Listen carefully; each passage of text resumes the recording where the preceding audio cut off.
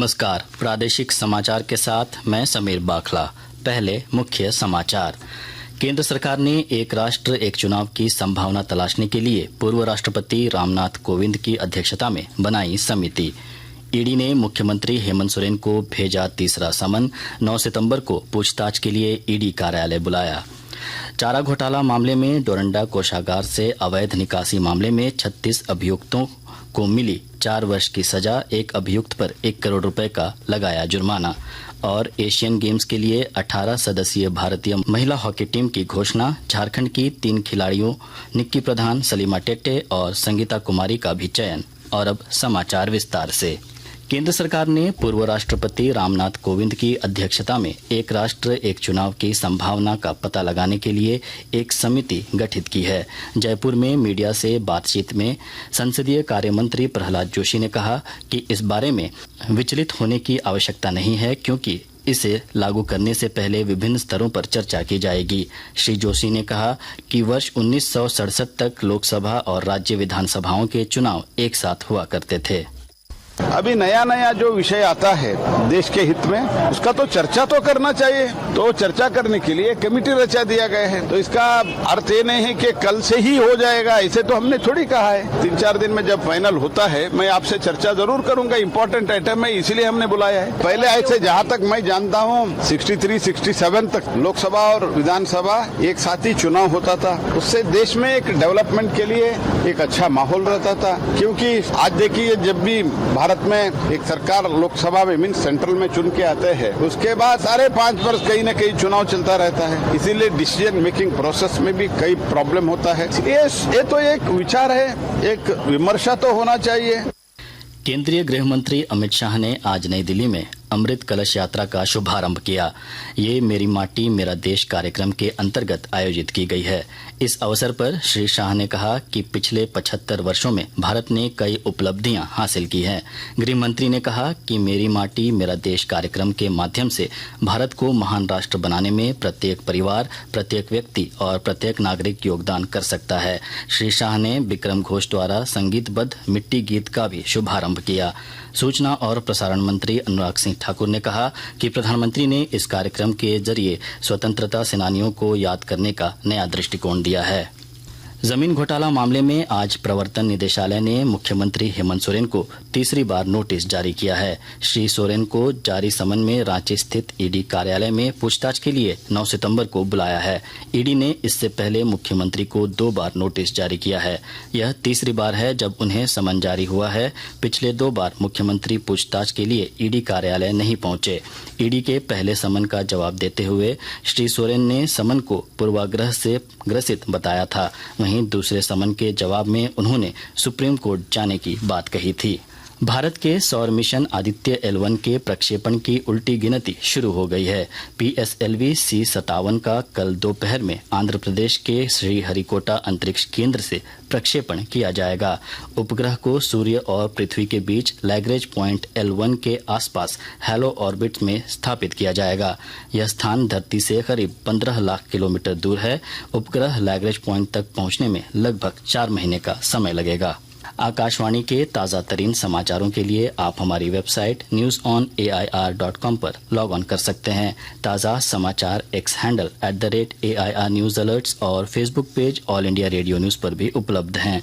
आप प्रादेशिक समाचार एकांश के एक्स हैंडल @AIR न्यूज_रांची और फेसबुक, इंस्टाग्राम पेज तथा YouTube channel AIR news Ranchi पर भी हमारे बुलेटिन सुन सकते हैं। प्रादेशिक समाचार आप आकाशवाणी रांची से सुन रहे हैं।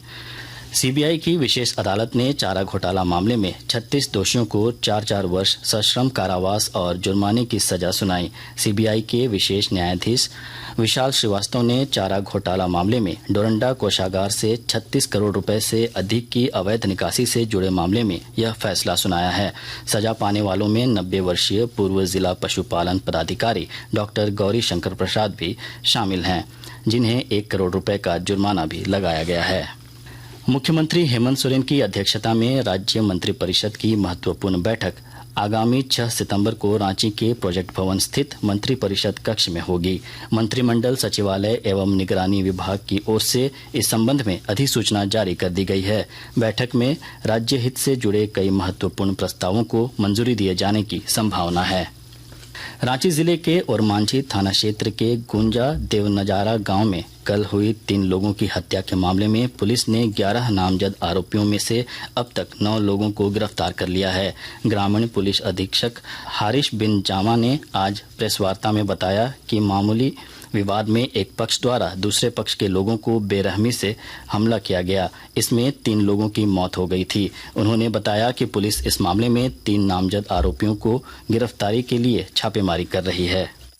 पुलिस ने खोजबीन शुरू की और मैं यहाँ पे जो टीम बनाई गई थी, एक डीएसपी सिल्ली के नेतृत्व में थाना प्रभारी और मांझी थे, उसमें केस के आईओ हैं, वो भी आए हुए हैं हम लोगों के साथ। उसके साथ थाने के और लोग थे। त्वरित गति से कार्रवाई करते हुए लगभग इनिशियली हम लोग 2-3 घंटे के अंदर ही लगभग 4-5 लोगों को पकड़ा गया था। उनकी निशानदेही पे और लोगों को पकड़ा गया। अभी की जो संख्या है 11 जो नेम्ड अक्यूज थे उसमें 9 लोगों को पकड़ लिया गया है। जो 2 लोग और 3-4 जो अज्ञात बचे हैं उनको पकड़ने के लिए हम लोग की कार्रवाई जारी है। रेड्स लगातार चल रहे हैं, उनको भी हम लोग बहुत जल्द से जल्द पकड़ेंगे। भारतीय सूचना सेवा के 1989 बैच के वरिष्ठ अधिकारी मनीष देसाई ने पत्र सूचना कार्यालय के प्रधान महानिदेशक के रूप में कार्यभार ग्रहण किया।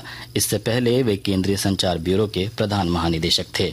पलामू जिले के डाल्टनगंज शहर थाना क्षेत्र के मुस्लिम नगर इलाके में डरा धमका रहे शातिर अपराधी फैज खां को पुलिस ने गिरफ्तार किया है। सदर अनुमंडल पुलिस अधिकारी सह सहायक पुलिस अधीक्षक ऋषभ गर्ग ने आज बताया कि पुलिस गिरफ्तार अपराधी की निशानदेही पर 2 अन्य अपराधियों को गिरफ्तार किया है। उन्होंने बताया कि इनके पास से 1 लोडेड पिस्टल, 2 देशी कट्टा और 7 जिंदा गोली बरामद किया गया है। 23 सितंबर से 8 अक्टूबर तक चीन में आयोजित 19वें एशियन गेम्स के लिए 18 सदस्यीय भारतीय महिला हॉकी टीम की घोषणा कर दी गई है। इनमें झारखंड की 3 खिलाड़ियों निक्की प्रधान, सलीमा टेट्टे और संगीता कुमारी का भी चयन किया गया है। तीनों ही खिलाड़ी भारतीय टीम के नियमित सदस्य हैं। हॉकी इंडिया के महासचिव और हॉकी झारखंड के अध्यक्ष भोलानाथ सिंह ने बताया कि भारतीय महिला हॉकी टीम में शामिल निक्की प्रधान खूंटी जिले के हेसल की रहने वाली है। वहीं सलीमा टेट्टे और संगीता कुमारी सिमडेगा जिले की रहने वाली है। सलीमा टेट्टे सदर प्रखंड की बड़की छापर की रहने वाली है, जबकि संगीता कुमारी केरसई प्रखंड की करगागुड्डी की रहने वाली हैं। और अब संक्षिप्त खबरें। पाकुड़ जिले के उपायुक्त मृत्युंजय कुमार वर्णवाल ने हरिंडांगा उच्च विद्यालय में भ्रमणशील विज्ञान प्रदर्शनी का उद्घाटन किया। इस प्रदर्शनी के माध्यम से कुपोषण की समस्या पर रोक लगाने के लिए स्कूली बच्चों को पौष्टिक आहार के सेवन, मानव जीवन के लिए आहार की मात्रा के साथ ही कुपोषण को बढ़ावा देने वाले पोषक तत्वों से बचाव से संबंधित जानकारी दी जाएगी। लोहरदगा जिले के सेन्हा थाना क्षेत्र अंतर्गत बरही गांव में एक व्यवसायी की मार पीट कर हत्या कर दी गई। पुलिस ने इस मामले में त्वरित कार्रवाई करते हुए हत्या में संलिप्त 2 लोगों को हिरासत में लेकर पूछताछ कर रही है। पूर्वी सिंहभूम जिले के उपायुक्त मंजूनाथ भजंत्री की अध्यक्षता में होटल एसोसिएशन, सामाजिक संगठन और गैर सरकारी संगठनों के साथ एक बैठक हुई। इस दौरान मॉल, रेस्टोरेंट और होटलों में प्लास्टिक का प्रयोग नहीं करने पर विचार किया गया। साहिबगंज के उप विकास आयुक्त प्रभात कुमार परदियार ने आज दिल्ली से वापस लाई गई 9 बालिकाओं से मुलाकात की। इस दौरान उन्होंने बालिकाओं से विस्तृत जानकारी ली। अंत में मुख्य समाचार एक बार फिर। केंद्र सरकार ने एक राष्ट्र एक चुनाव की संभावना तलाशने के लिए पूर्व राष्ट्रपति रामनाथ कोविंद की अध्यक्षता में बनाई समिति। ईडी ने मुख्यमंत्री हेमंत सोरेन को भेजा तीसरा समन। 9 सितंबर को पूछताछ के लिए ईडी कार्यालय बुलाया।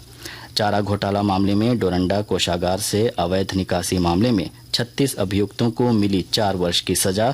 एक अभियुक्त पर 1 करोड़ रुपए का लगाया जुर्माना। और एशियन गेम्स के लिए 18 सदस्यीय भारतीय महिला हॉकी टीम की घोषणा। झारखंड की 3 खिलाड़ियों निक्की प्रधान, सलीमा टेट्टे और संगीता कुमारी का भी चयन। इसके साथ ही आकाशवाणी रांची से प्रादेशिक समाचार का ये बुलेटिन समाप्त हुआ। नमस्कार।